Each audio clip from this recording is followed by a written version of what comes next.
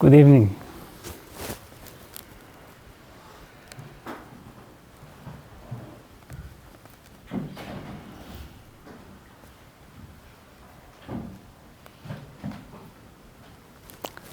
And good evening to those who are over there.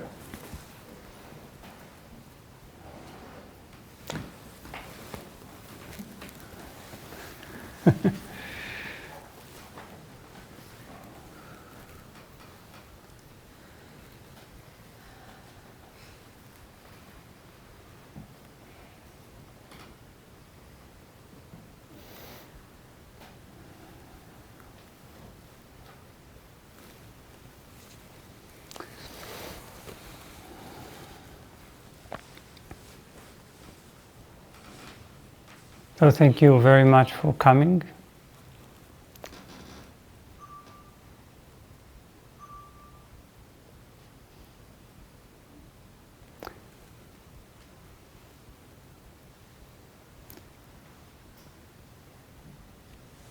To this thing that traditionally is called Satsang.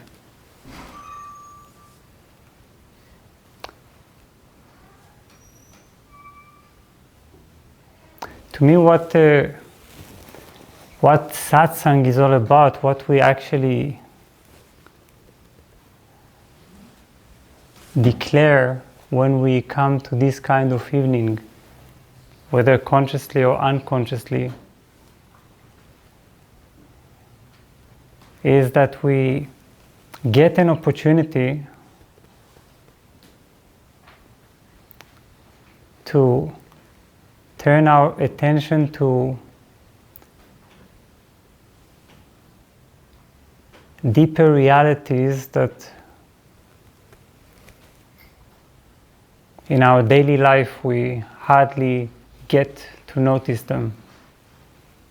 Perhaps in a glimpse, perhaps in a meditation,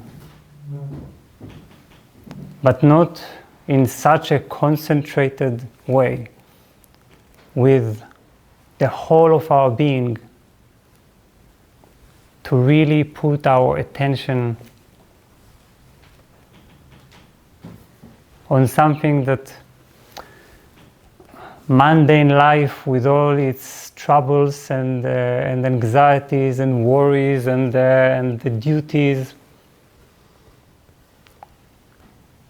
very often conceals. What is so fascinating about Satsang is that we never talk about a reality that is very, very far away. I'm never coming here describing to you the heavens.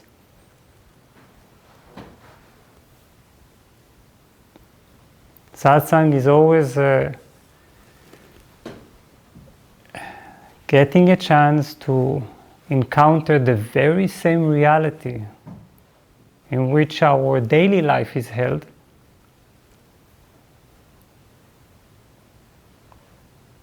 a reality that is all-encompassing, that is everywhere, at all times, under all circumstances. Whether we are in a good mood or a bad mood, whether we have a good day or bad day, a good meditation or bad meditation. So if I'm mentioning meditation, perhaps we should start with one. The meditation is meant to just tune us in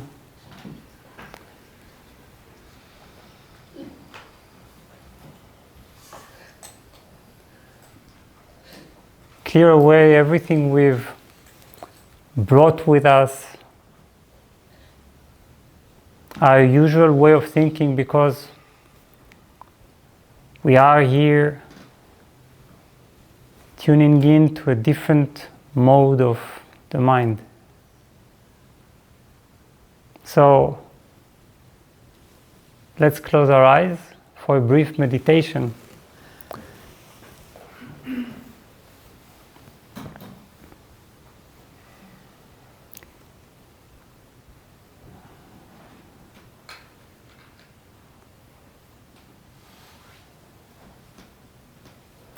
So we'll take one deep breath.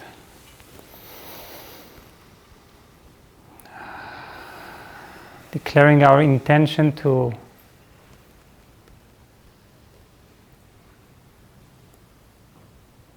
a different dimension of our being.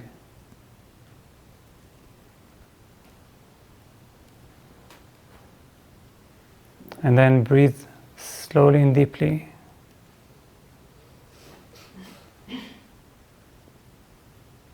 Letting our body relax more and more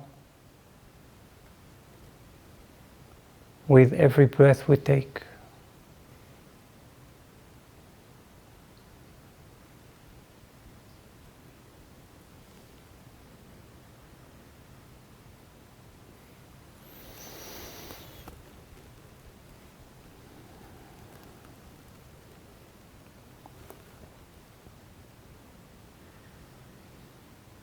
And as we are relaxing in this way, let us turn our attention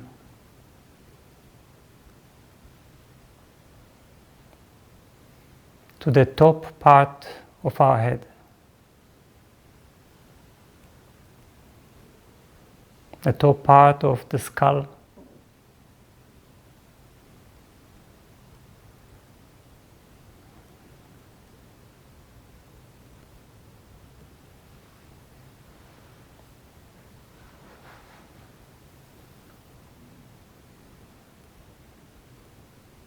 It is like the upper limit of our body.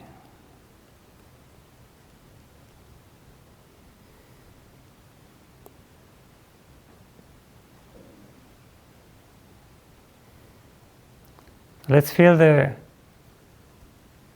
this upper part, upper limit of our body as a sort of a borderline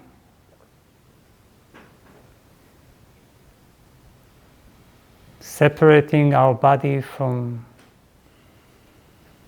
the rest of the universe.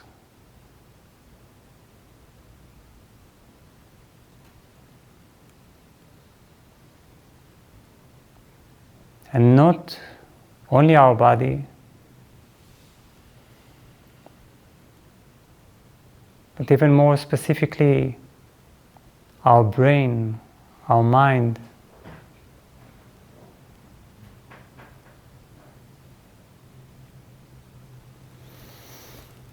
It's like the limit of our thoughts, where our thoughts cannot reach.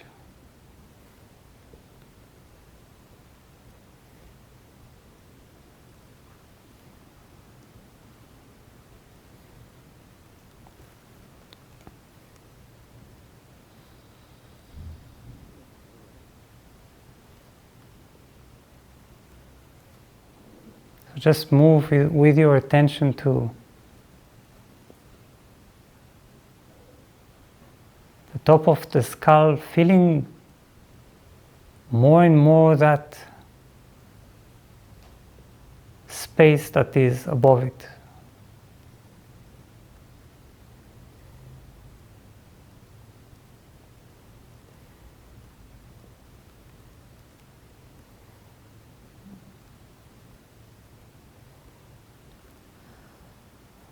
Try to feel with your attention into the space as high as possible.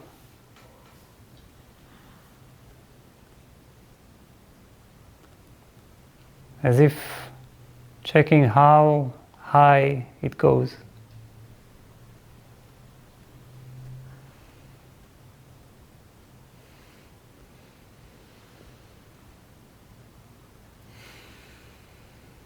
If you can feel the space from the top of your head all the way to the unimaginable edges of the universe.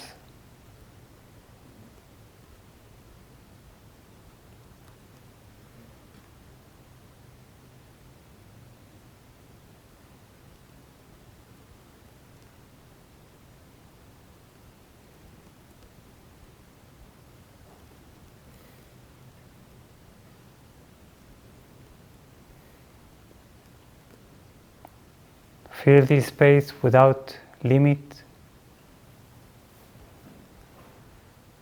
All this space that you cannot grasp, you cannot reach.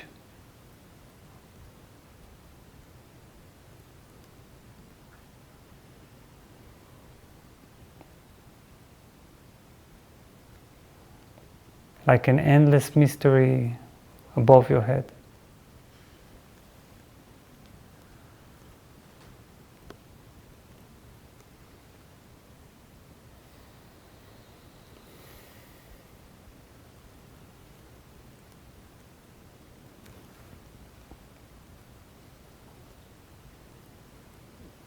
And now we return to feel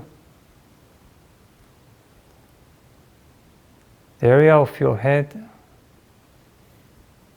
where the small box of thoughts is.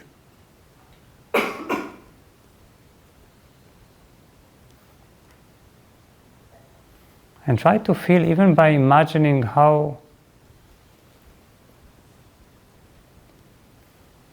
slowly and gently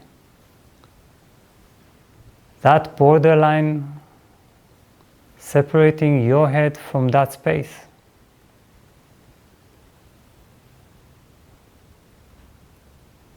is becoming more and more blurred, more and more transparent.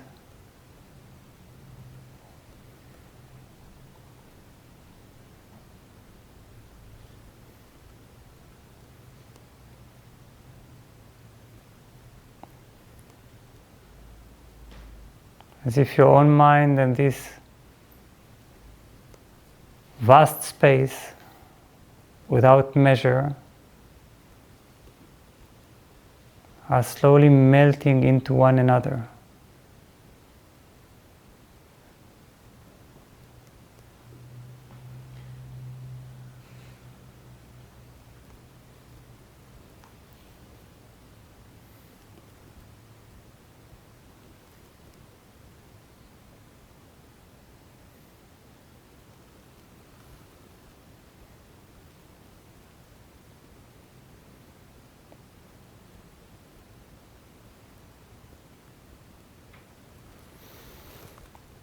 Enjoy this wondrous feeling of letting the barrier of your head break.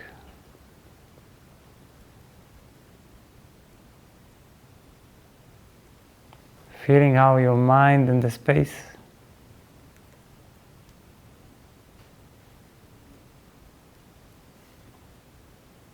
diffuse into one another.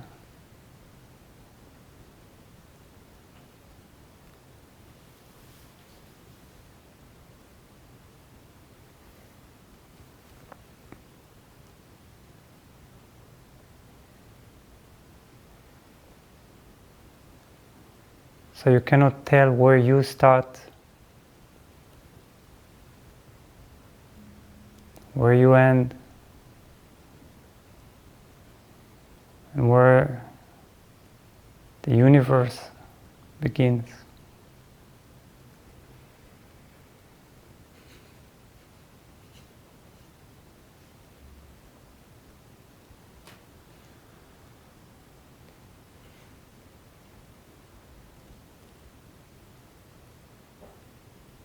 Feel what this does to the small box of thoughts that is ordinarily located in the brain.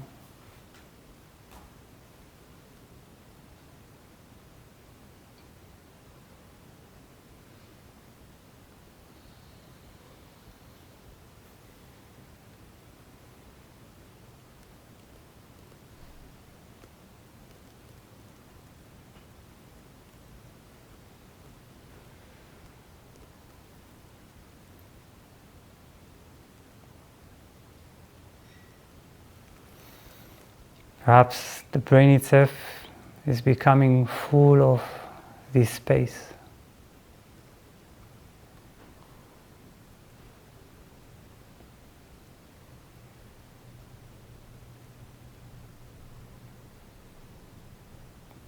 Perhaps there is not even a center to your mind.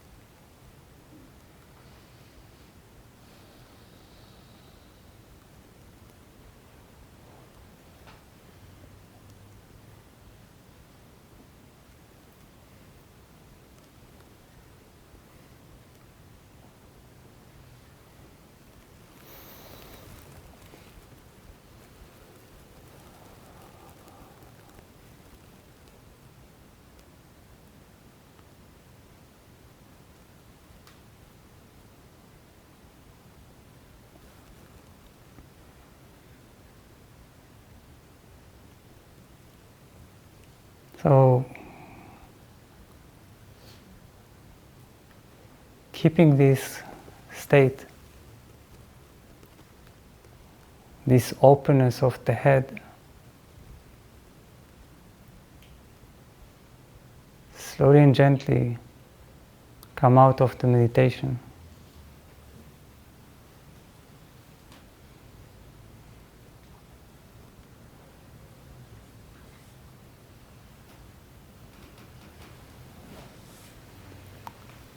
Letting your eyes open softly.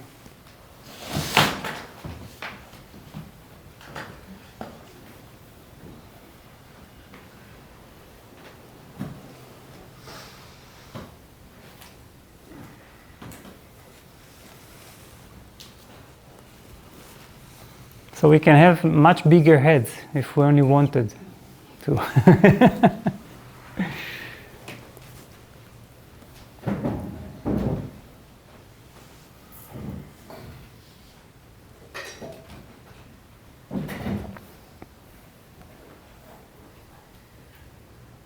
And as always, when we meditate,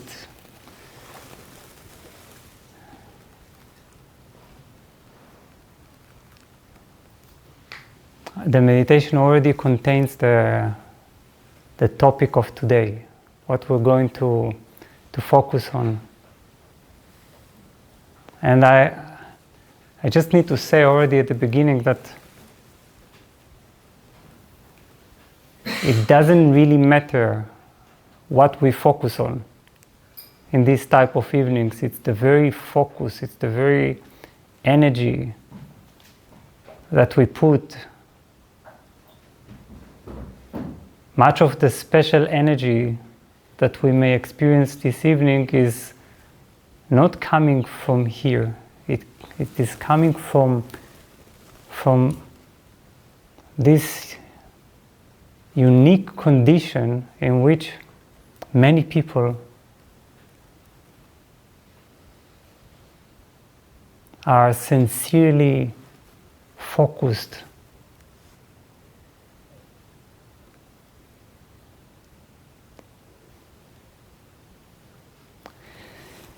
and what is important to understand, sometimes we come to this kind of events because we are hoping to learn something. Sometimes we hope that there is some other guy who is more confident than us, who knows something, who has the answer.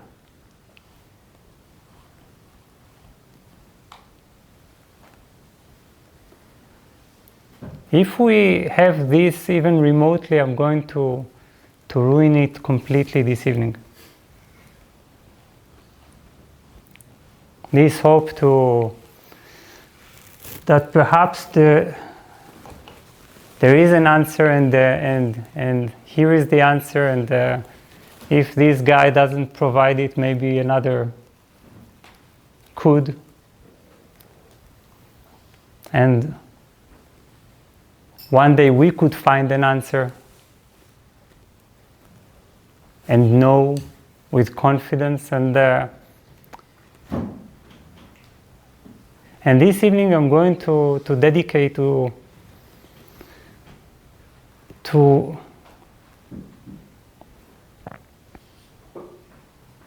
a topic that I really love, and I hope to make you also love.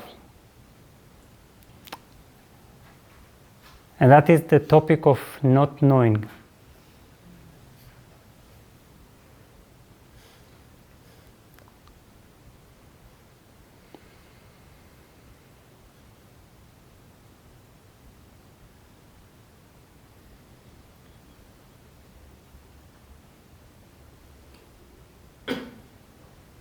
And I'm already warning, perhaps sometimes when we hear about it, this could be a bit scary. If we are taking it, if we resist it, because our mind always longs for knowing, longs for confidence, for some reassurance, some reference point, some anchor. Because why does it do it? Because it's very confusing to handle this world, this life, this reality.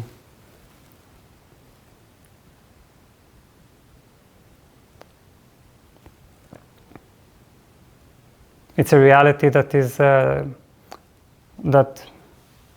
at its end there is death waiting, which is very confusing, and a reality in which now we know that that this planet is not flat, and it's not the center of the universe. It's just like some tiny capsule floating in the air. And not just air, endless air, like endless space that we don't even understand. And we don't have any familiar friends coming to visit us. We sometimes perhaps hope or rely on stories. But as far as we know right now, we are somehow placed on a strange planet, floating in the air, not even the center of the universe, and a part of hundreds of billions of galaxies containing hundreds of billions of stars. What is that, you see? So, and in this tremendous reality that we all share, it's amazing that sometimes people are interested in unicorns and elves, right? When we are in a science fiction film, we are in a fantasy movie, we are actually in it. I mean, isn't reality already crazy enough that we don't need to add aliens and unicorns?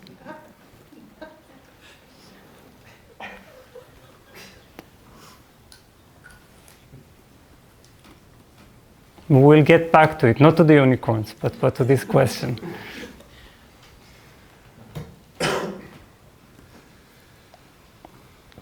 And then in this reality, we also need to somehow guess our way. You see, not only that everything is so mysterious anyway, we are finding ourselves in our own life trying to navigate what is going to tell us our way, you see? What can tell us what is right and what is wrong? What? Tarot cards? You see? Pendulum? Channelers? So, and it's actually, to think about it, we are so courageous, we really deserve a medal. But there is no one who gives us the medal, you see? But we deserve one. A medal for a tremendous courage of somehow daring to live this life fully and somehow make our way and make choices and decisions and find some confidence and reassurance. It's no wonder that we're looking for one and that we're looking for an answer, and it's no wonder that our mind is trying to escape with all its power from the reality of not knowing.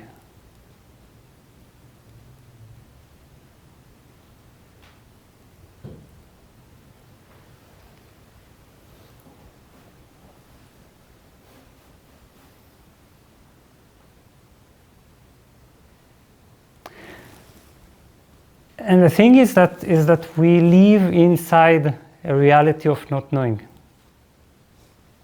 We don't really know.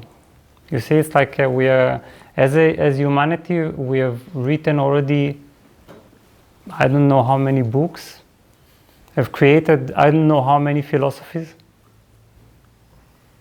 and have tried to answer countless of times through religions and through our own way and the big questions of life, and the truth is that we really don't know. I mean, do you get it? It's like it's scary, because if sometimes, you know, at nighttime you suddenly look into this reality. I'm saying nighttime because it's meaningful, because this not knowing is connected also with the dark. You see, darkness, with nighttime, with the energy of space. Like you have endless space in the universe, and then there are some tiny dots that constitute what we call life. You see, that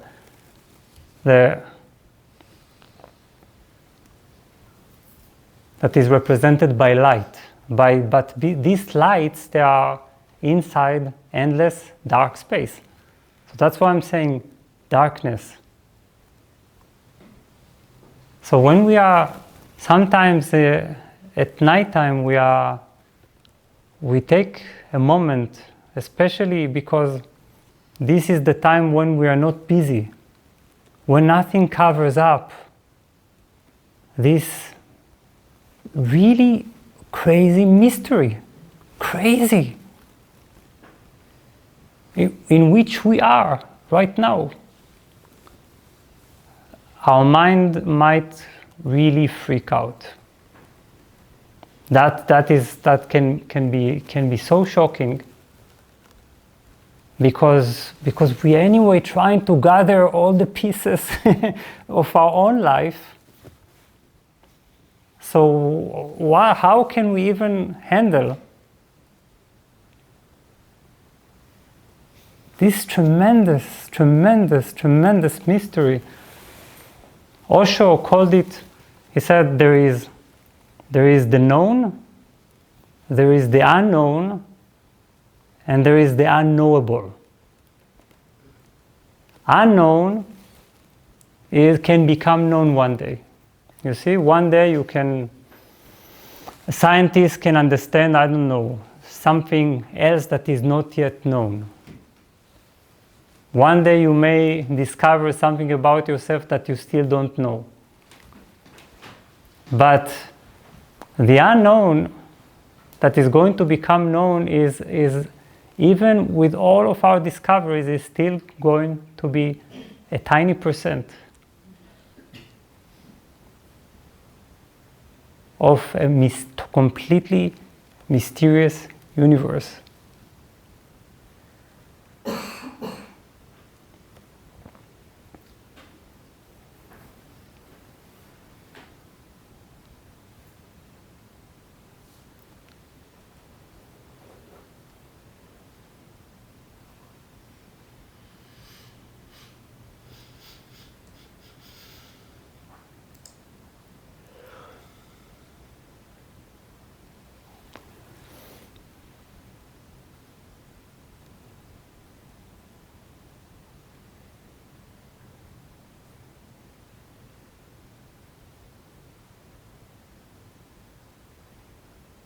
So then, you know, we give some answers,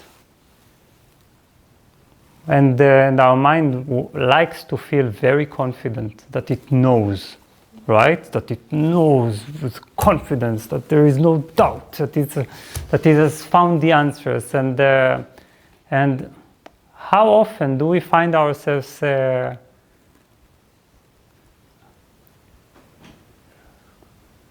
confident? But in reality, very often this confidence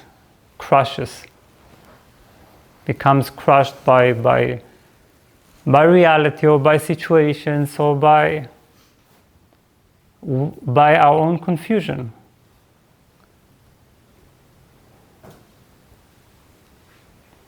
So on the one hand, we want to know,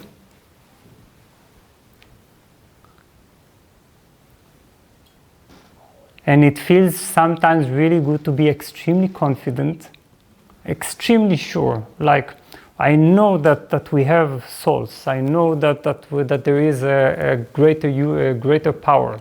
I know that there are angels or whatever, and I know that there is reincarnation and past lives. Or I'm just giving examples. So I know that Jesus loves me and so on.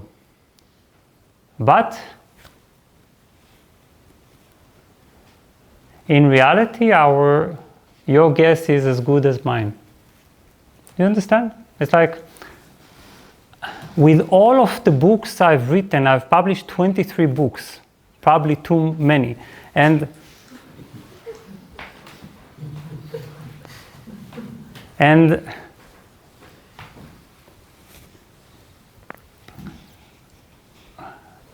books and thousands of lectures, tens of thousands of lectures, and I'm sharing with you tonight, just like you, at the deepest dark of the night, I meet this complete not knowing.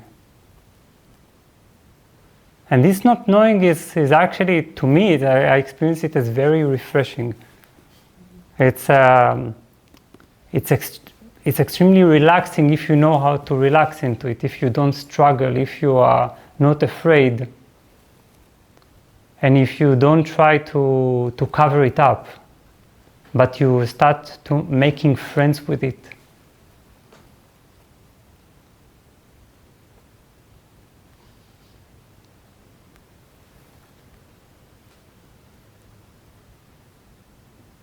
Because you see, we hope very often that some concept or some experience can tell us something that we can know. For example, I don't know, that there is a greater force. But even knowing that there is a greater force means nothing.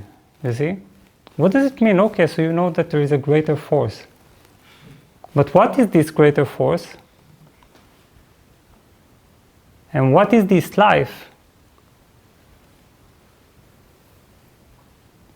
There are spiritual teachers everywhere telling people, probably I'm also doing that, telling people the answer is that you are consciousness.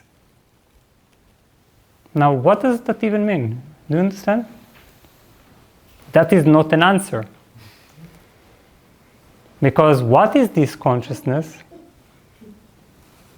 Nobody knows. We say, I know, we are all one. Life is one. That is great. It means that we can see reality in a deeper way. But what is this one? What does it even mean?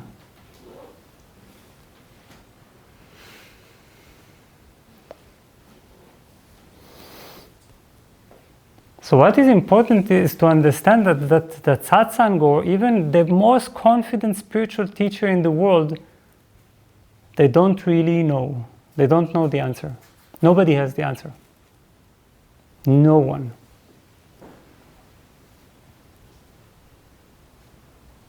They can look very confident, but then if they are real, their confidence comes from one thing, from being ones who allow themselves to feel to relax into not knowing. To relax into the infinite not knowing, into the mystery, and to become one with it. Not trying to hide it, to cover it up, to deny it, to play games.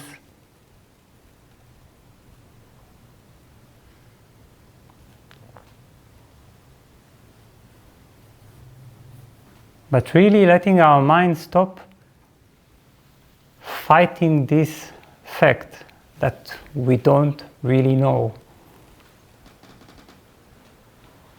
And that okay that we don't really know, because the two most important questions in life are not going to be answered. The two most important questions in life: who am I? What? I would say, no, I wanted to say it impolitely. What, for God's sake, am I doing here? Why am I here? Why are we here? We don't know. We don't know. Even if you say, I am God. Okay, but what does it mean, you see? We don't know. Because we cannot know. That's the thing. We cannot. Our minds, this is why we practiced at the beginning with this meditation of feeling that this small box, this limited box, that is struggling all the time, that is trying to conceptualize and to grasp and to reach confidence.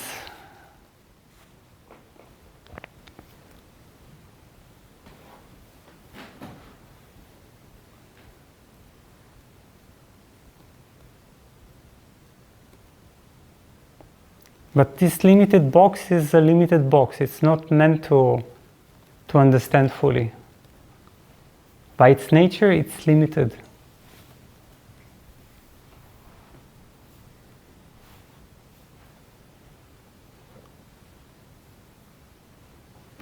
But it's not just saying, okay, so I don't know, never mind.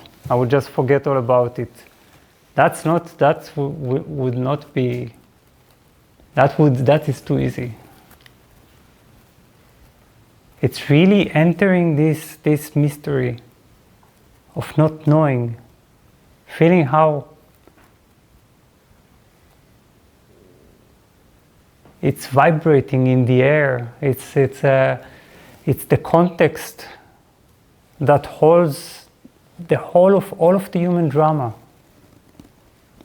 Everyone in the world looks so confident, my God. Everyone seems to know, at least they show. This is what they show, that they know who they are. They know their names, they know their history, they know their future. They know where we all should be heading, what we should achieve, what means being successful in life. What life is all about, what values. Everyone is a philosopher that is preaching to everyone. How do I know? Because we're all judging constantly everyone else. If we're judging, it means that we know. Right?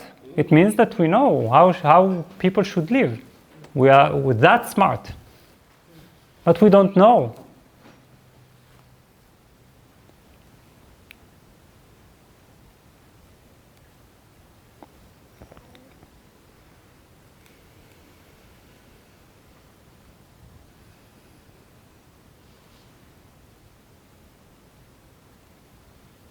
And this can release us so greatly from this complete illusion of moving, rushing towards some kind of omega point, some kind of a point where we are somehow achieving ourselves, fulfilling our life, our purpose, or whatever.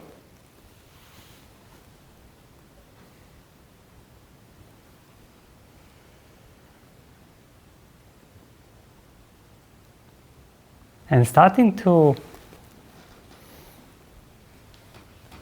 surrender to this grand mystery, and to realize that no matter what we do, no matter how far we seem to go,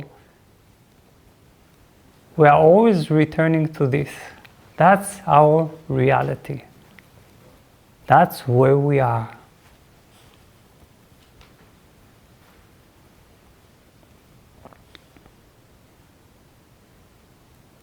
All of the books we have written at the end of the day, they don't help you when you are in the middle of the night confronting the mystery of the universe. You see, it's like starting all over again. And that's what confusion tells us. Confusion, many people fear confusion. Because confusion is the dread of the mind, it's like, no, everything is confusing anyway, so I finally managed to be sure or to be certain of something, and then it all crumbles and comes apart like a house of cards. And you look at it and what's going on? I have built so carefully. But confusion is a beautiful, beautiful thing.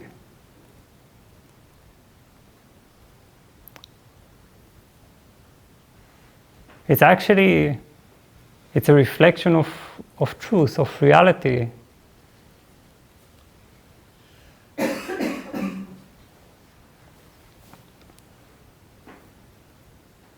When we recognize that we don't really know,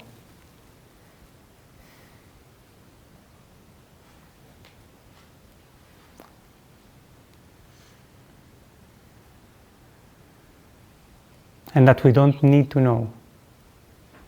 And that is so relaxing, because because everyone wants to be confident about what they're doing, why they're doing it, and so on and so on. But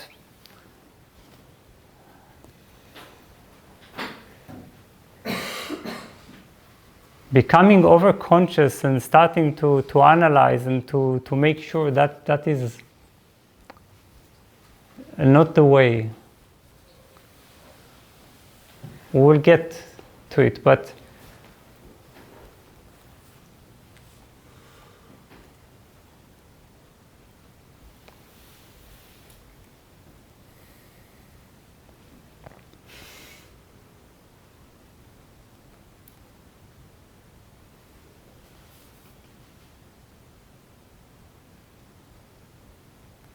it's very easy to miss this point because we humans, we make a lot of noise. The world we build, the streets and the advertisements and all the rush and all the fuss, and then it all seems like it covers up so strongly, so powerfully the fact that it's still all happening on one tiny dot floating in the air. You see, it's still there. And when you're not cautious enough, it strikes you.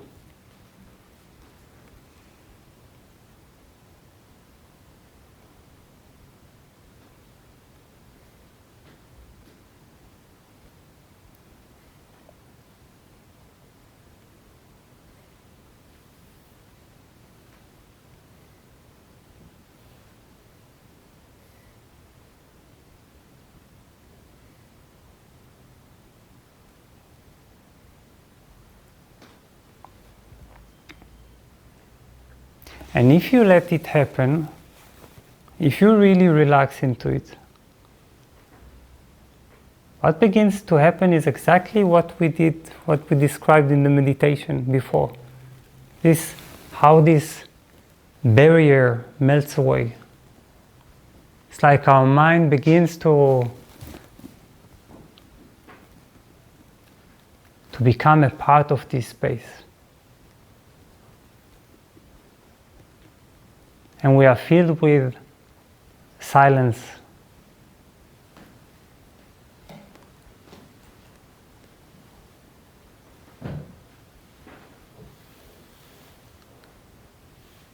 It's like the little brain surrenders.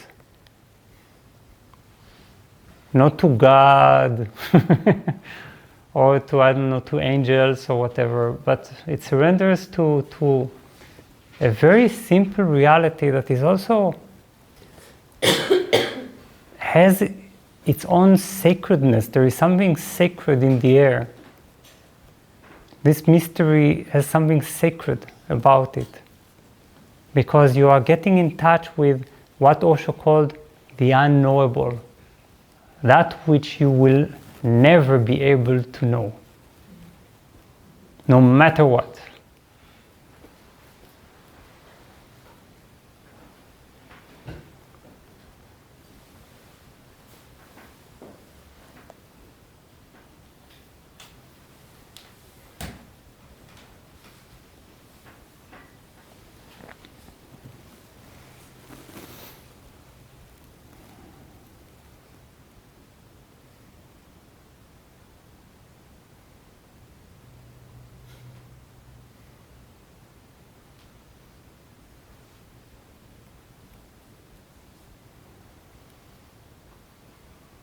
There is something very funny about our universe.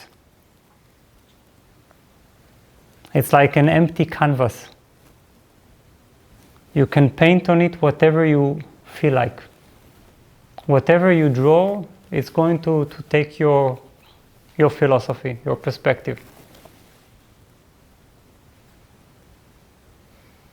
When I read philosophy or spiritual teachings or religious teachings, I always see they all seem so convincing, but at the end they're just a drawing.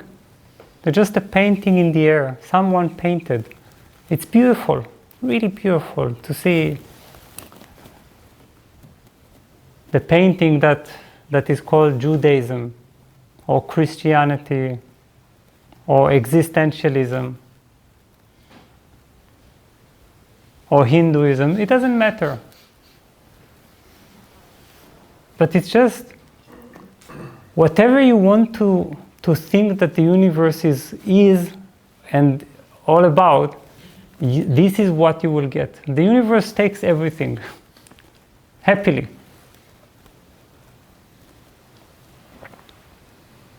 This is how you can get, people can see a completely scientific universe. That, with random evolution and all that. And some see it with purpose and with direction, like it's all moving towards something, and there is mass awakening. And anything you want, you can have it. You are the creators of the universe. You can think a philosophy and it will take it. It will give it to you. And you will see it everywhere also, immediately. Like here, a proof. And everyone is finding proof for their own philosophy. I must tell you a joke. It's good never to get too serious about these things. It's a story that I really love telling. It's from there is a animated series, TV series that it's called South Park.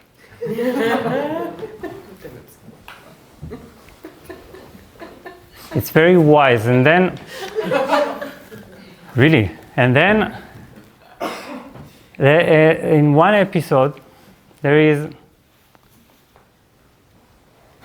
many people for some reason will not enter that they all are transported, they all die, and they're all transported to hell. And these are good people, what we call good people. They are religious, they are Christians, and and Hindus, and all, and they find themselves in hell. Like, and then they have the briefing. Some kind of one of the demons is coming. And then it tells them, welcome to hell. You're going to have this and that, and this schedule, and then he asks, are there any questions? So one is raising his hand and is asking, yes, please. Could you tell us what religion was correct? Because if they're all in hell, probably they were doing something wrong. So he said. So he looks at his notes and says, well, yes, it's the Mormons. The Mormons. And they all say, oh.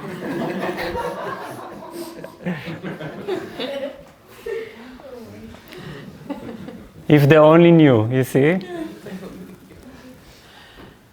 Because they could only guess. Now the Mormons are playing with the angels in heaven, and all of the rest were doing it completely wrong.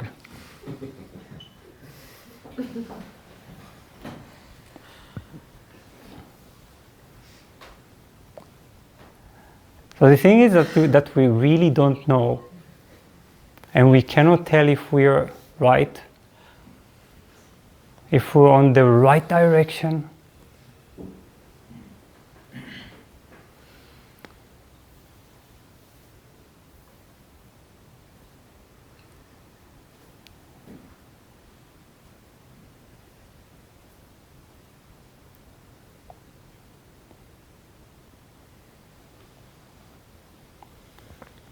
Perhaps when we die, we are transported to heaven. Perhaps we're transported to hell. Perhaps we're not transported to anything. Perhaps we just die. Perhaps that was it. And we're going to enter an eternal slumber. Perhaps. We don't know. And whoever tells you with 100% confidence that they know, question that. Question that, because everyone is betting, you see. Some are perhaps better bets than others, wiser, but we don't know.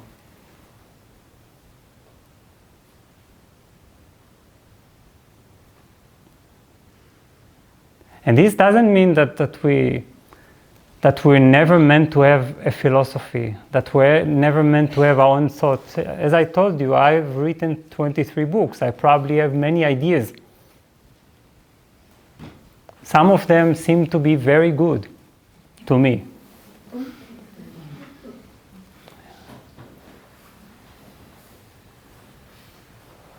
But in between every word and every sentence, I see the space, you see? There are huge gaps in the theory.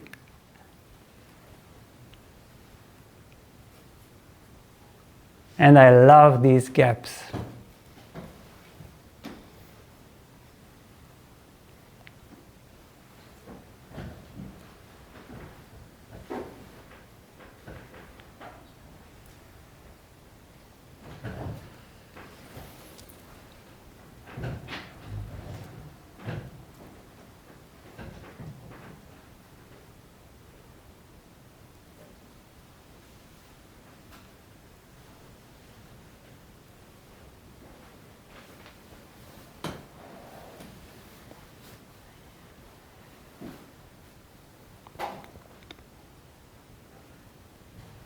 So enjoy philosophizing and enjoy having ideas and feelings and even strong intuitions, and sometimes feeling that your life is guided and that you have a certain knowing, but never be intoxicated by it.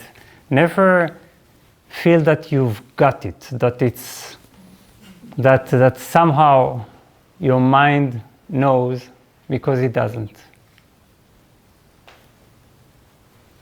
It's wonderful when we have certain impulses and passions, and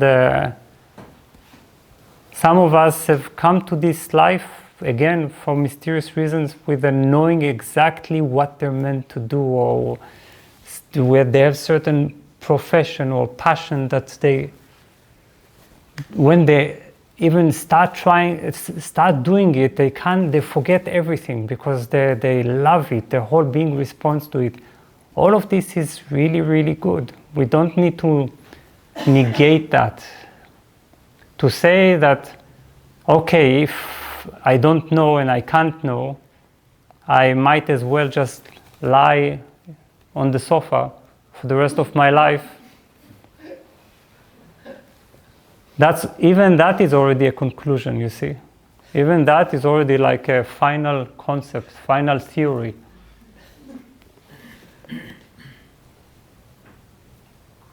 The wisdom is to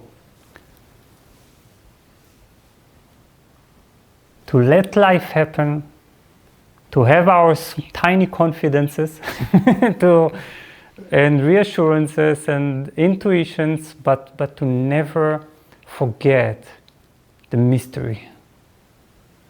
To always come back to it. To always come from it.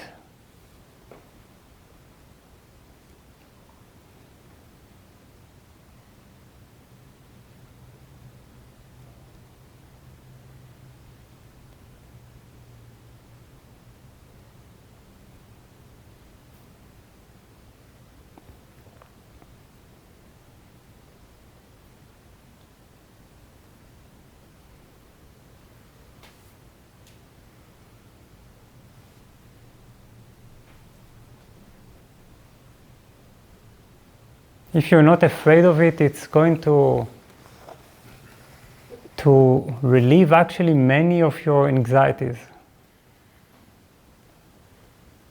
Because many of our fears are driven by this feeling, by this rejection of the uncertainty. We are afraid of it.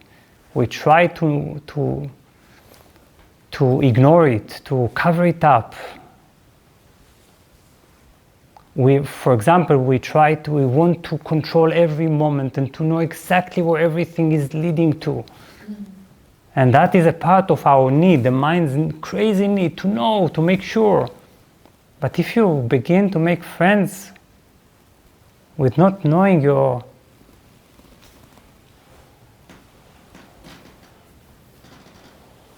lot of this neurotic need just dissolves into this ocean, this space.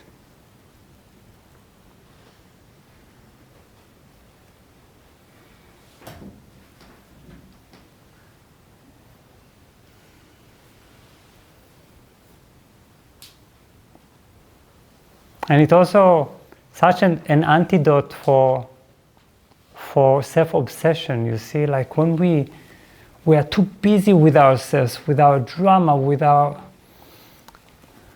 our story, every now and then to tell yourself, hey, actually I have no idea what this life is all about. That's quite, okay, so it makes us lighter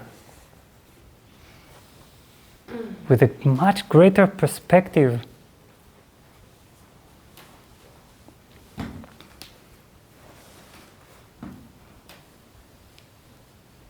I mean, if life was such a serious thing, we would have received some manual, you see. But the universe is a creative thing. You can paint on it, you can draw on it, you can sketch, you can design it and shape it, and then disintegrate what you have created. It's so elastic.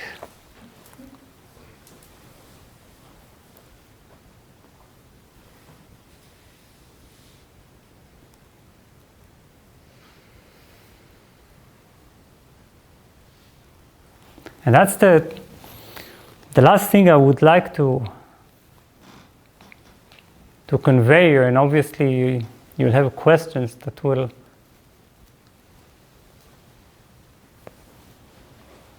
help us to clarify that there's nothing to clarify. But the last point is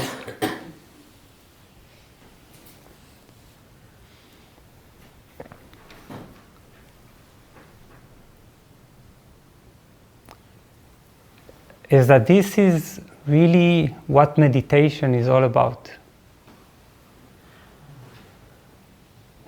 Meditation is all about steeping our mind in not knowing. It's like when we sit for meditation, and we don't have to sit for meditation, by the way, we can also stand for meditation or walk for meditation. But when we meditate, what we really do, even if we don't consciously define it in this way, what we really do is just immersing our mind in a space in which we admit that we can't fully know, and that we don't need to fully know. And then we are relaxing the tremendous anxiety in which our mind always is, you see. Our mind is in a tremendous anxiety because imagine it's like giving some poor guy the job of knowing what the universe is all about and telling, okay, you do it.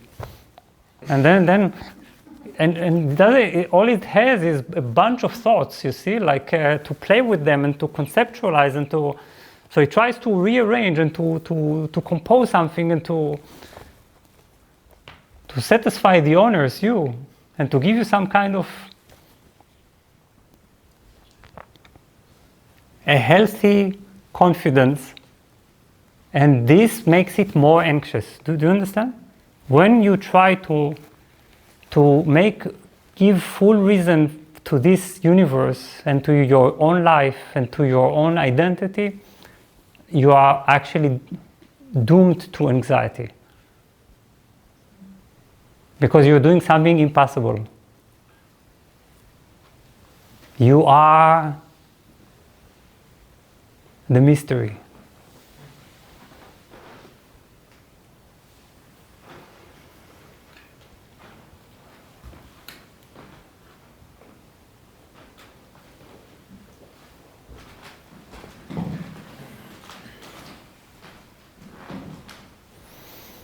So when you sit for meditation, and this type of meditation is best done at nighttime before we go to sleep, if we're not too tired, because this is this deep dark where, and now we have a lot of it, so it's great.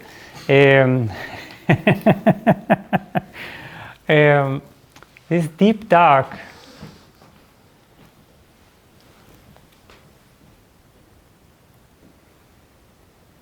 if we don't escape it, it is such a good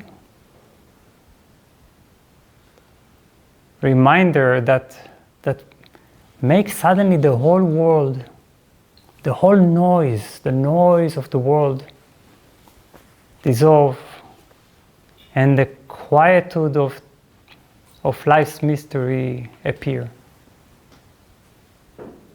It's always there. Remember, it's always there.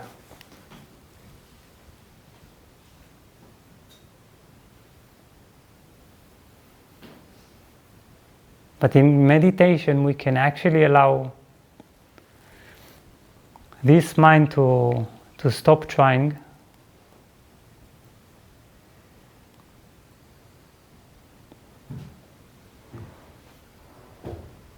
and to let the boundaries that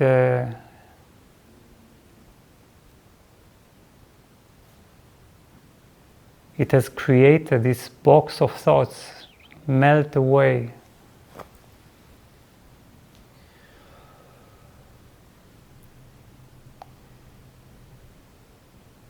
In the infinite space of the universe. And even saying infinite space, I don't know. You see? Finite, infinite.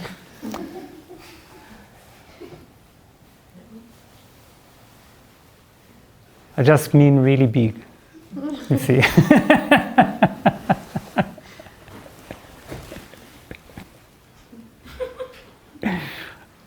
The really big universe, the really, really big universe.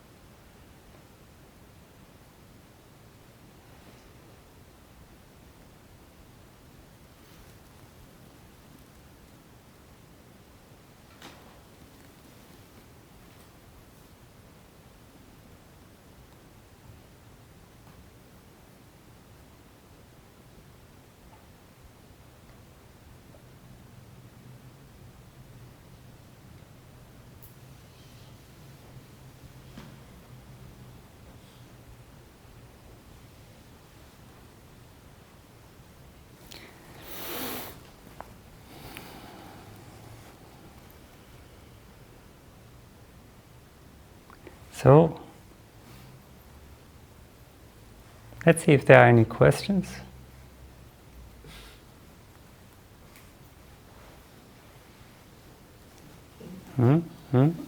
One, two. Let's start. How do you know that you cannot know? How did you know that you cannot know? How do you know that you cannot know? How do I know? How do I know? How do I know?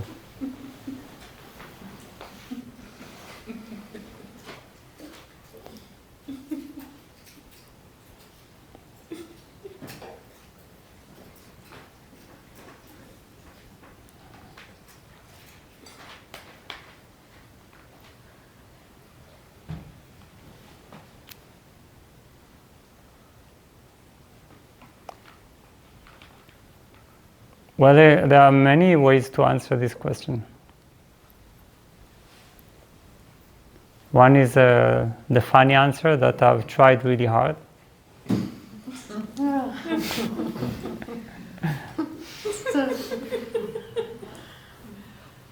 The second one, less funny, is that I've observed the endless philosophies and thoughts and ideas and concept of the universe, and have come to realize that they are all optional sketches. And this is one tremendous effort that we as humanity have put, enough to see that we are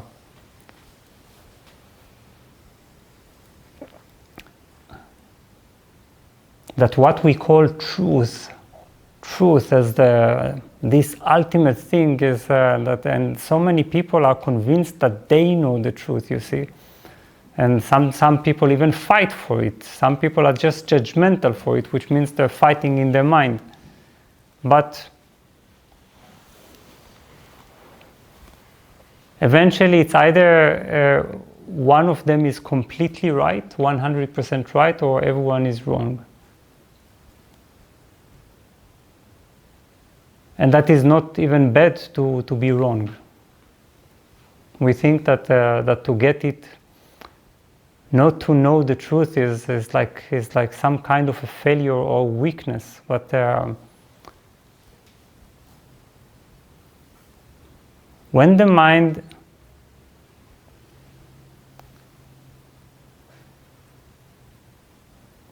tries to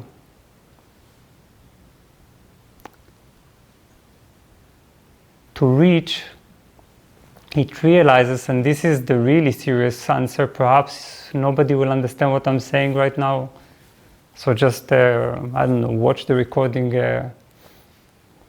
many times after that, or just let it sink one day in, and you see, the problem with the universe is that it's like it cannot look into itself. That's what makes it unknowable. For example, let's say I say there is only one, which means that I can intuit this feeling, the nature of the world, and see its essence. But then, if I try to look into the essence, everything I will say about it will be a projection, because I will only be able to objectify with my mind. The mind only knows through objectification. It only knows how to look at something. That is its very nature. Knower and known, observer and observed. That's what the mind is by its very nature. And then tell it, okay, but now know the knower. Now observe the observer. Now stop objectifying and realize the subject from which you are objective. This is this is a lot of fun, of course.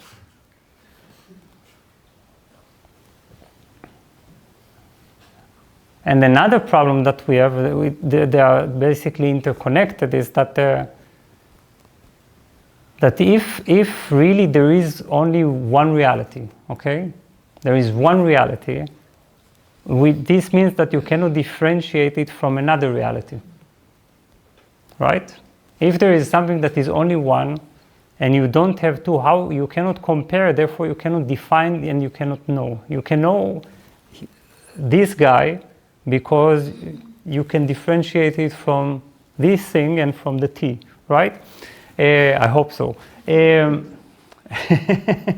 But what happens if there is only one? What are you going to, what is the opposite? What is the different? It's like you need to have a definition, which means borders, barriers. If there are no borders,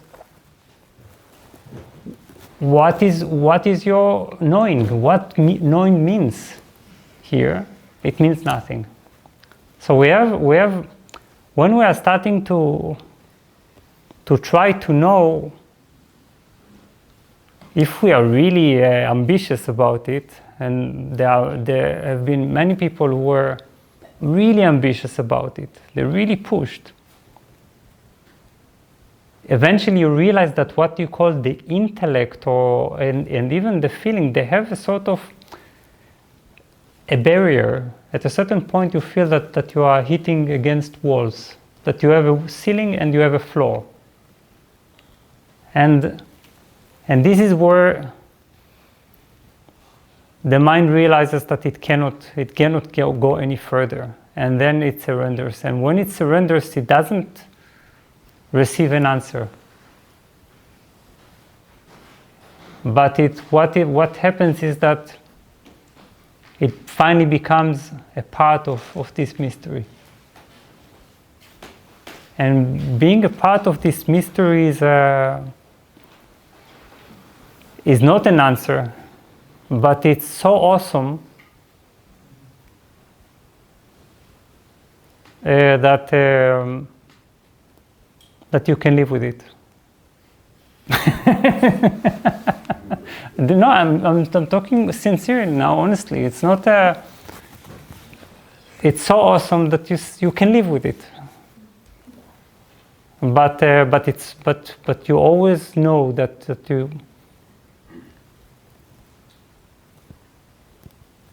there is you cannot look back.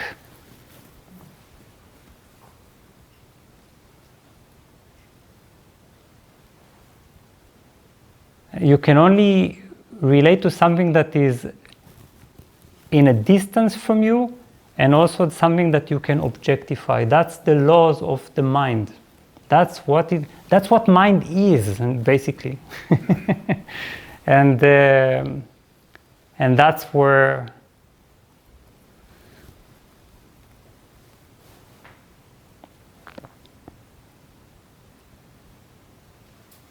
surrender becomes relevant.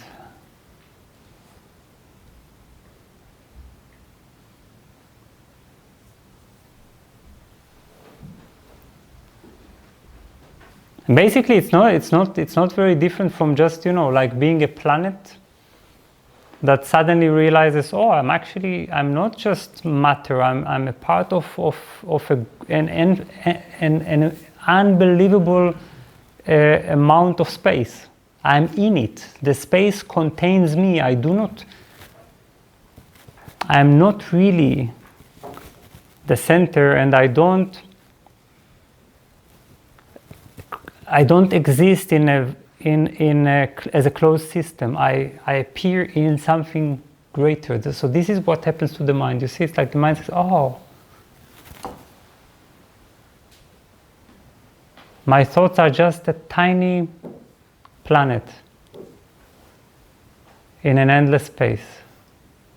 And this is where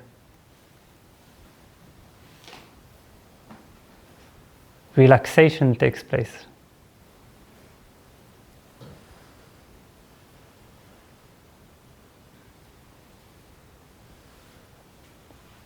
And also a feeling of something sacred.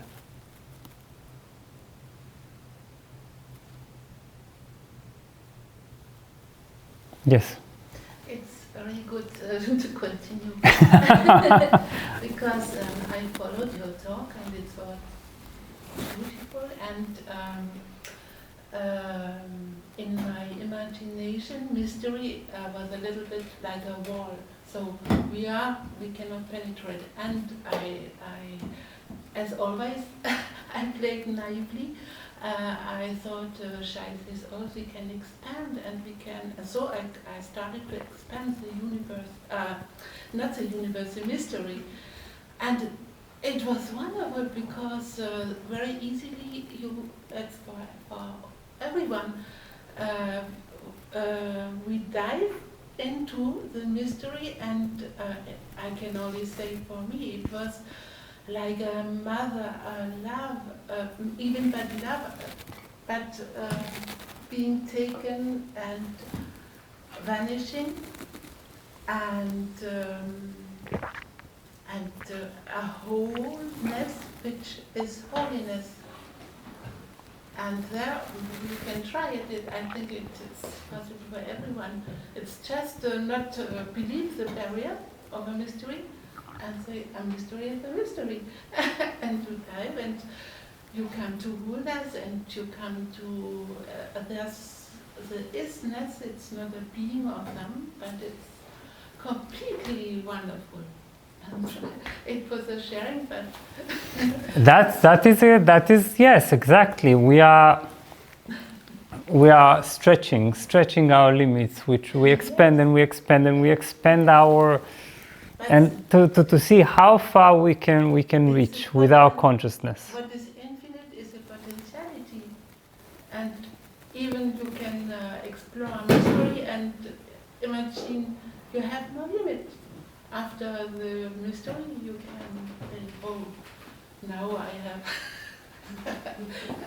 have my one mystery.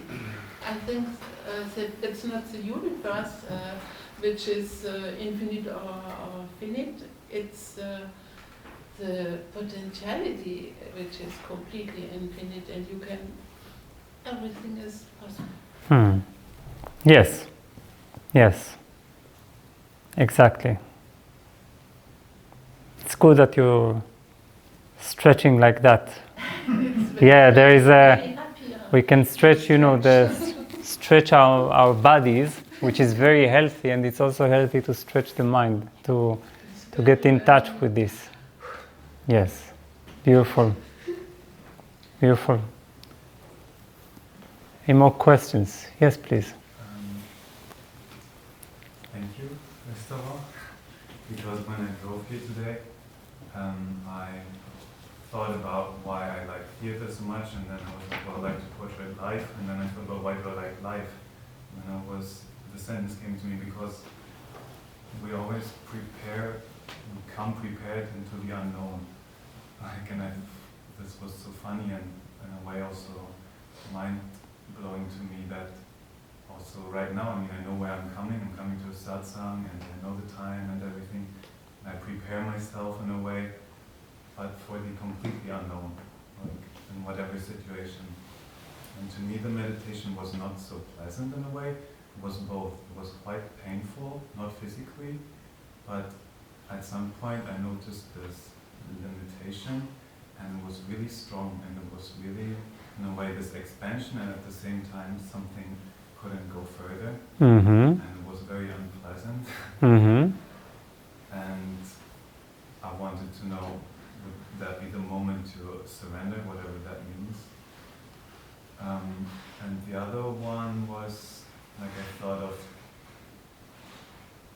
kids, and I really like how kids ask about life, and if I would be a parent, like, they constantly ask things.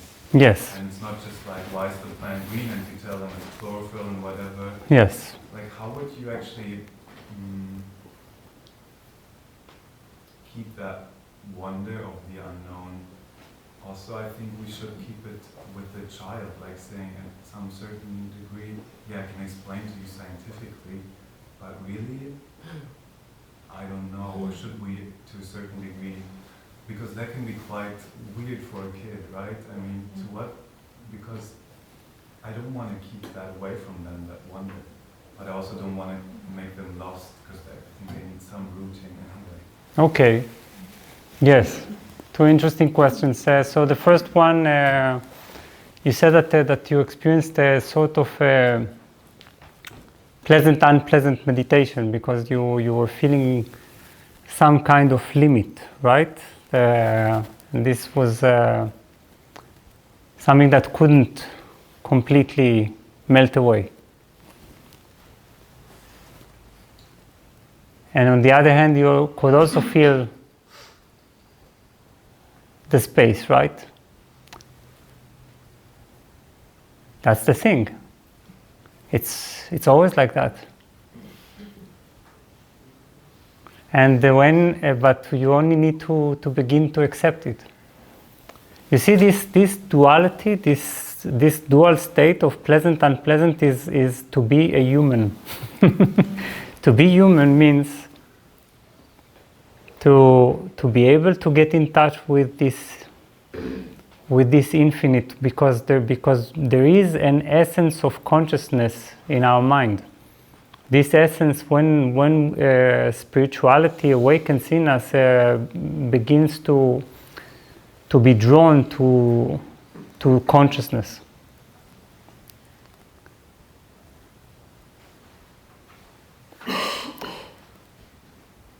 But then we also are limited. And we cannot deny it.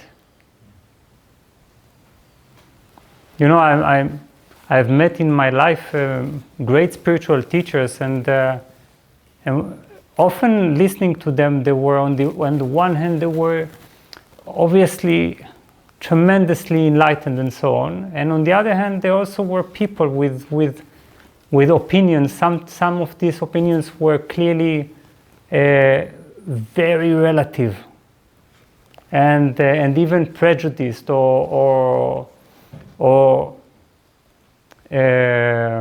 old-fashioned. You see, and I think that's the beauty, that you are both what you can call a God or a consciousness, infinite consciousness, and a simple human. That keeps us really humble and grounded.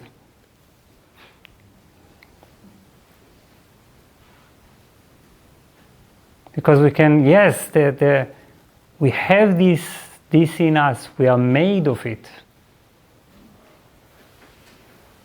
There is an aspect in us that is not separate from this tremendous thing. But at the end of the day, we are all simple humans who are going to die and are not sure what's going to come next, if there is a next even. You see? And that keeps us very, very, very simple. And it's not a problem to be simple. It's also enjoying the limitation, enjoying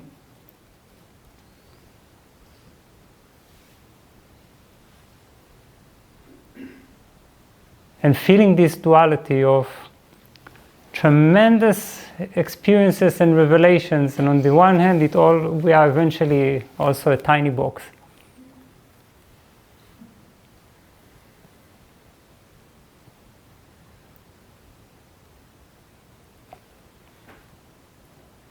Just like, experiencing, I don't know, you can experience yourself in meditation endless, infinite, like, I'm endless, I'm infinite, and then you open your eyes and, oh, okay, I'm hungry. If you're so infinite, how come you're hungry? I'm tired. And that's really grounding, you see? It's like you realize that you are an infinity that can get hungry.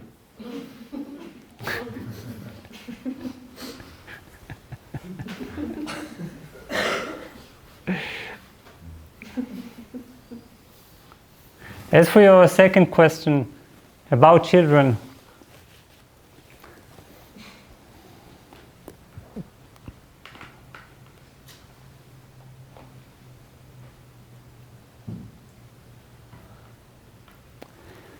Well, first of all, I don't know if children really expect us to know everything about the universe. I have a child, and she never asked me, could you tell me what is beyond the duality of knower and known in the universe? She usually asks me, what is that, and how does it work, and why does it work like it works, and so on and so on. And the most problematic questions of children are the why. Why is it like that? Because that's why, I don't know.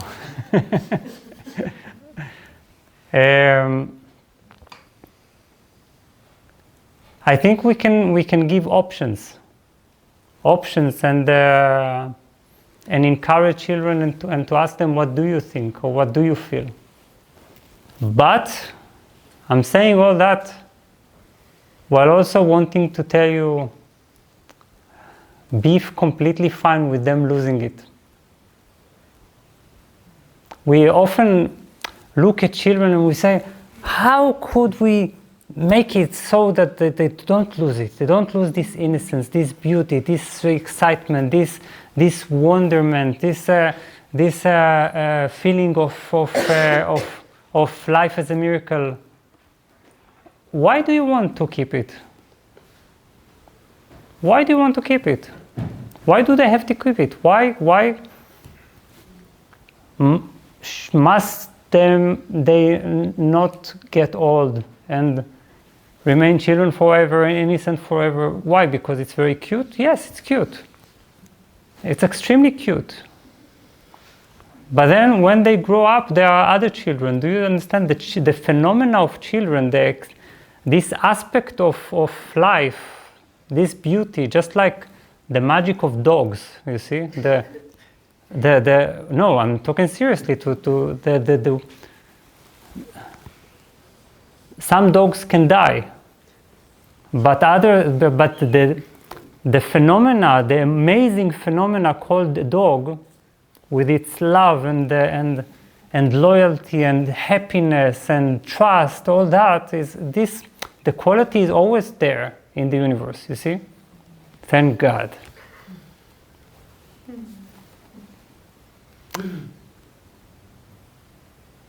So, don't be afraid of children losing it.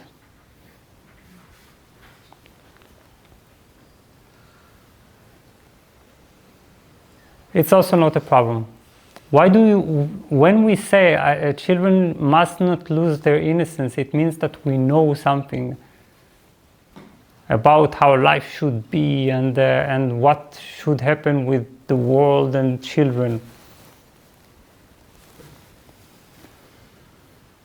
Do you really know?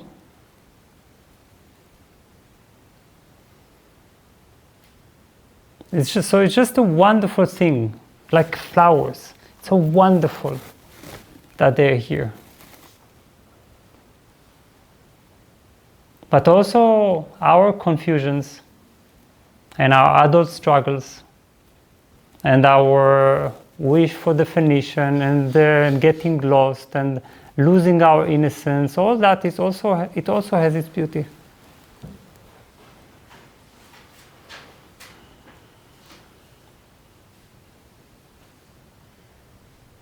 Loss of innocence is not just a trauma, it's also something that we want to experience. You understand? We want to experience it. That's why we grow up. We want to grow up. We're not victims. You know, like, oh, I'm growing up, what is happening? Every child has this desire. So,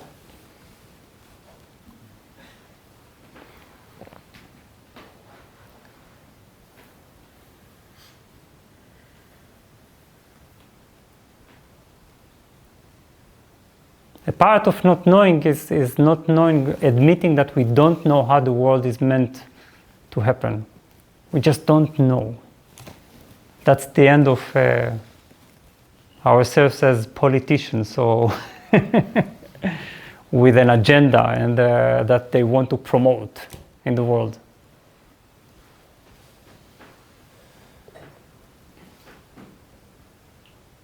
Like we say, the world needs to be loving and full of kindness. What does it even mean? Do you understand? What does it mean that the world should be loving?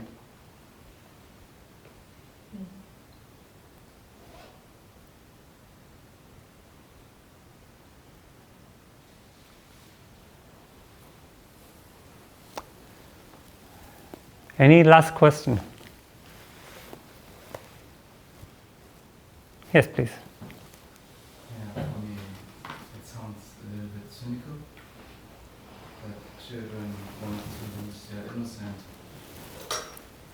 When I think a step further, it sounds like, yeah, you want all your misery in life, or you want all the drama in life, because you like to have the experience.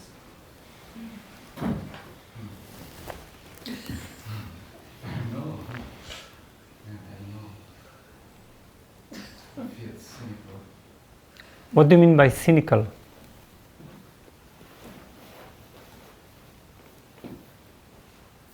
Do we really like to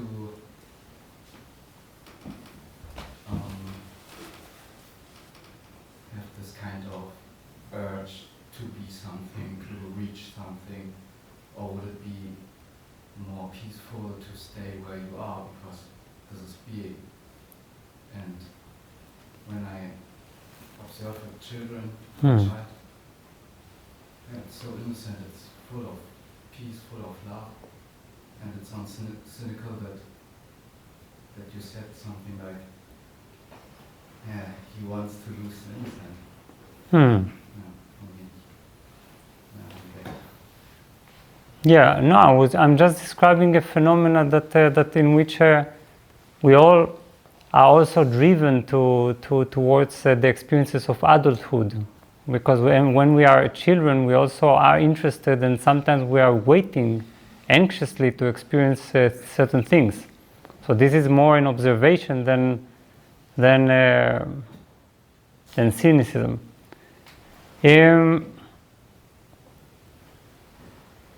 I'm not always sure. I question if we are here just to be in peace. I question if this is what life is all about. That this is the highest value. I think there is a great deal of friction in life, tension between opposites, between energies, and within ourselves and society, and within ourselves and the universe, and I think these tensions are a source of great learning, great development, great expansion. When we just want to remain in a safe situation where our innocence is untouched and so on, I can understand the wish. But when we stop resisting this life that has tensions and frictions and contradictions and different forces, we realize that there is also a great peace in accepting that.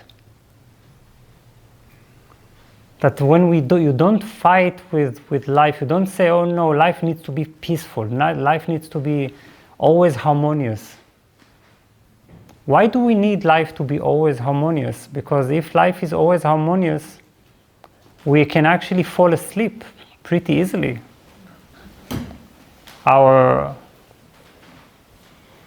Imagine that your life from now on until the moment of your death, I don't know, perhaps even there is no death. It's so harmonious. And every day you're just waking up and everything is perfect. Everything is perfect. It's like so perfect that it's better than heaven. And every day you get exactly the same. And nothing disrupts your peace. Would you not eventually disrupt it yourself? Would you not suddenly come and say it's boring? Would you not come and say, hey, but now I have a longing for something else? It's because we ourselves have the tendency to disrupt our own peace, because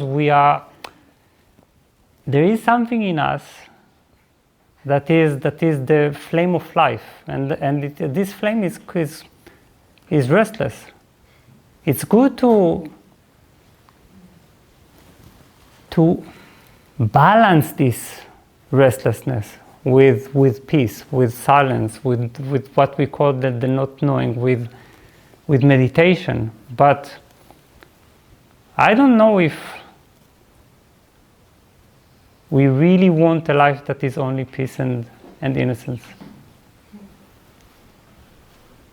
I think our consciousness wants more than that. It's too curious, and it likes this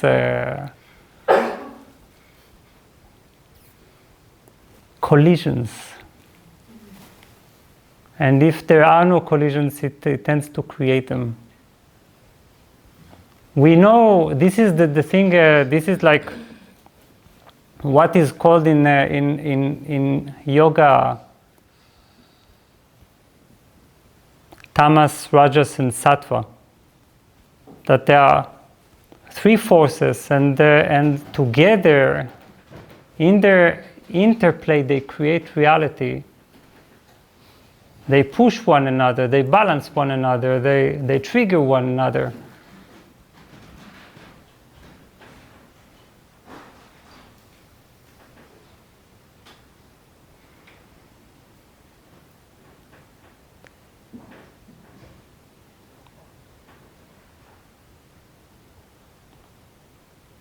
One day tell yourself, I fully accept this life with all its upheaval and confusion and ups and downs and crazy turns and contradiction, and suddenly you will realize that you are at peace and that you are innocent. Your innocence has been regained, but this time not from the child's perspective. You have transcended even the adult. And this type of innocence you could never lose. Because whatever comes your way, it cannot corrupt it, it cannot disrupt it, it cannot be something that you are shocked or disappointed. You will be disappointed and shocked, but you will be innocent enough to embrace it all.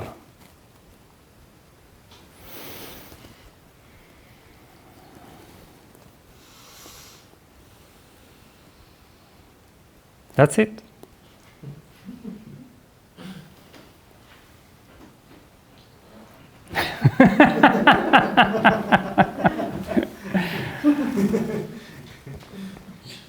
So thank you so much for this sharing.